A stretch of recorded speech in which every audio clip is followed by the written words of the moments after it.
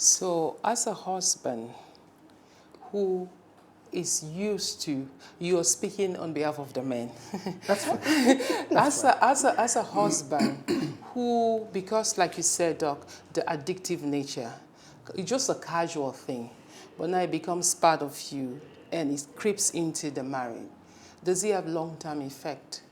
Okay, let me come home. You see, first of all, let's understand the downsides. Yeah. Okay. What pornography most times does is that it gives you unrealistic expectations within the marriage. Now you keep watching a pornograph and you see the things that happen there, and you're expecting the same for and with your partner. But remember, hey, this thing you are watching is acted, it's scripted. And in fact, these guys are professionals. And what they do there, you cannot expect to get that same in marriage. So if that becomes your benchmark, then hence, your wife will not be enough for you. Mm-hmm. Vice versa, your husband might not be enough for you. So you tend to keep looking for that thing that you are not finding within the home elsewhere. And so very unrealistic. Yeah. That becomes the problem. Mm-hmm. Now, porn in itself, because of its addictive properties and all that, the problem with porn is that it's an end in itself. But sex in marriage should be a means to an end.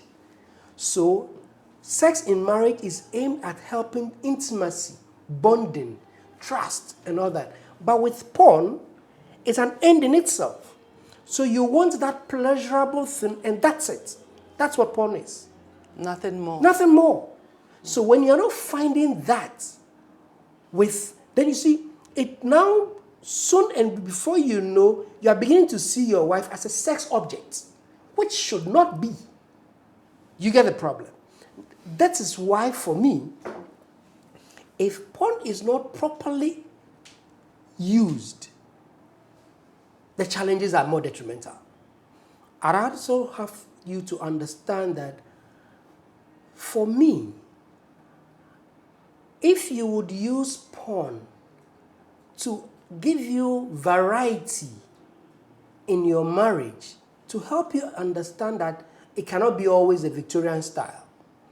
There are other ways of experiencing intimacy with one another, maybe.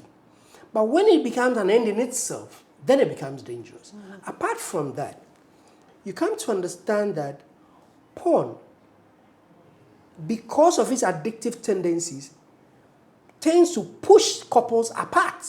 It doesn't bring them together. Because either they both watching it or each person watching it at different times. And so you realize that instead of that thing that should bring the couples together, it is drawing them apart because each person is drawing towards the porn and not to its the gap keeps widening. The gap keeps widening. The more they watch the more they watch it, because it gives them an unrealistic expectation for life. I mean, that person you see there who jumps on a woman for 30 minutes is unrealistic. Even lions in their normal, listen, don't keep having that act for 30 minutes. Yeah. You get that? Yes, so if that's what you're expecting from your man, then you rather find that man.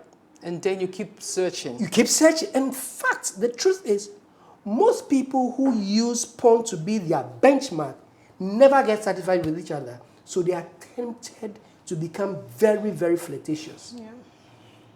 Because they keep looking for that thing they are looking for in elsewhere. And unfortunately, they never find it because, you see, that is an act by professionals, scripted. Sometimes, you see, I keep telling folks that, look, that thing you are seeing on that porn, you'll be surprised that that same act he's doing has been rolled on and on and on and projected and prolonged. And you think that, wow, I need a man with this type of stamina. Yes, and you go looking for that man that he doesn't exist. He only exists in your imagination. Exactly. Apart from that, you see, because of his addictive tendencies, you never get satisfied with what you are seeing and what you're expecting. So you keep looking for, and that looking for ends up pushing your partner away from you. Because you are expected to find that thing with your partner. And she's not capable. of giving it to you because it's unrealistic. Exactly.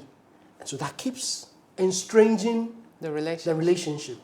And most broken marriages, statistics shows that most broken marriages have about 56% of them are people who have some addictive tendencies to porn.